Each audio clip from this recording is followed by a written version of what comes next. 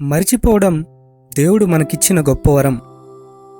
అయితే అన్నిటినీ మర్చిపోతే మనల్ని మనం నాశనానికి నడిపించుకున్నట్టు.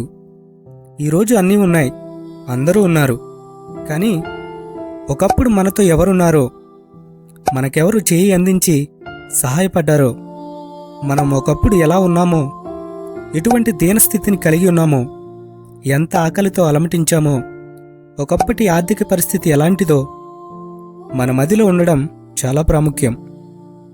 ఒక వ్యక్తి ఇటువంటి జ్ఞాపకాలు ఒక బీరువాలో దాచుకున్నాడు. ఎలా దాచుకున్నాడో, ఎందుకు దాచుకున్నాడో చూద్దాం రండి.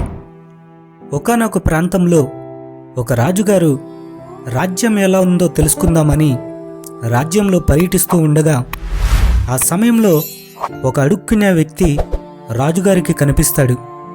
ఎందుకో ఆ అడుక్కునే వ్యక్తిని చూసిన వెంటనే రాజుగారికి దయ కలిగి, ఏమయ్యా, చూడడానికి బలంగా చక్కగా ఉన్నావు, ఇలా అడుక్కు తిని బ్రతకడానికి సిగ్గనిపించడం లేదా అని అడుగుతాడు.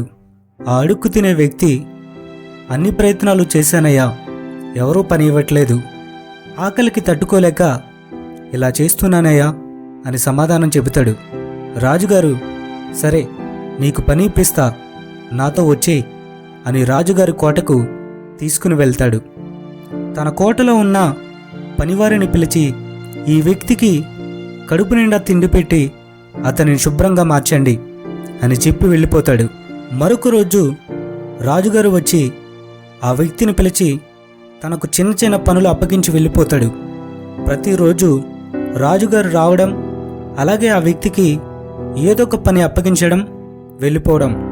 కానీ ఏ పని అప్పగించినా దానిని పర్ఫెక్ట్గా ఆ వ్యక్తి పనులు పూర్తి చేసేవాడు. కాలక్రమేణా ఆ వ్యక్తికి రాజుగారి వ్యక్తిగత పనులన్నీ తనకే అప్పగించేవాడు. చివరికి ఆ వ్యక్తి కష్టాన్ని, నమ్మకత్వాన్ని చూసిన రాజుగారు ఆ వ్యక్తిని మంత్రిగా చేసుకుంటాడు.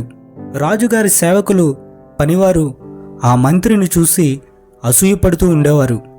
అయితే ఆ మంత్రి తనకు ప్రత్యేకముగా ఒక ఖరీదైన బీరువా చేయించుకుని అందులో ఏవో దాచిపెట్టుకునేవాడు. ప్రతిరోజు ఒక పని చేసేవాడు. ప్రొద్దున్న, మధ్యాహ్నం, సాయంత్రం ఆ బీరువా తెరవడం, చూసుకోవడం, ఎవరికీ కనబడకుండా జాగ్రత్త పడడం, ఇలాగే ప్రతిరోజు ఇస్తుండేవాడు. ఇది గమనించిన రాజుగారి సేవకులు, పనివారు, ఈ మంత్రి రాజుగారికి తెలియకుండా రాజుగారి ఖజానాలో ఏవో విలువైనవి దొంగిలించి దాచిపెడుతున్నాడు అని ఒక నిర్ణయానికి వస్తారు. అందరూ కలిసి రాజుగారికి చెప్పడానికి సిద్ధమై రాజుగారి దగ్గరకు వెళ్ళి, రాజా, ఒక అడుక్కు తినేవాడిని తీసుకొచ్చి ఎరదీసి మంత్రిని చేశారు. ఆ మంత్రి ఏం చేశాడో తెలుసా రాజా? మీకే నమ్మకద్రోహం చేశాడు. తనకు ప్రత్యేకముగా ఒక బీరువా ఏర్పరచుకుని దానిలో వజ్ర వైడూర్యాలు, బంగారం, విలువైన వస్తువులు దాచిపెట్టుకుంటున్నాడు రాజా. ఆ మాటలు విన్న రాజుగారు, ఇది నిజమా?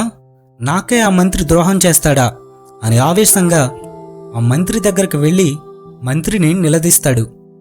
మంత్రి, ఆ బీరువా తెరువు అని గట్టిగా కేకలు వేస్తాడు.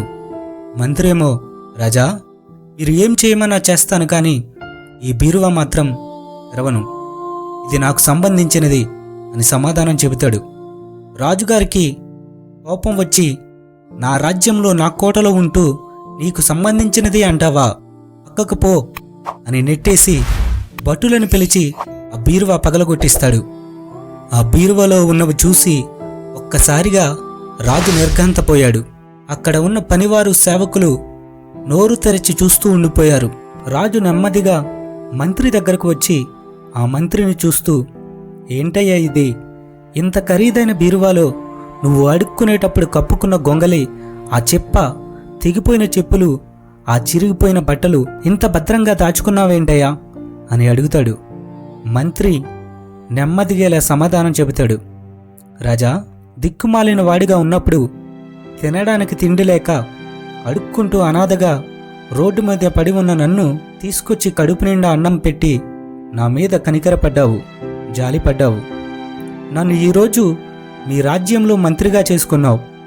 ఇప్పుడున్న స్థితిని బట్టి ఏ రోజైనా గర్వించి నిన్ను మోసం చేస్తానేమో, నీకు నమ్మకద్రోహం చేస్తానేమో నీవు చేసిన మేలు మర్చిపోతానేమో.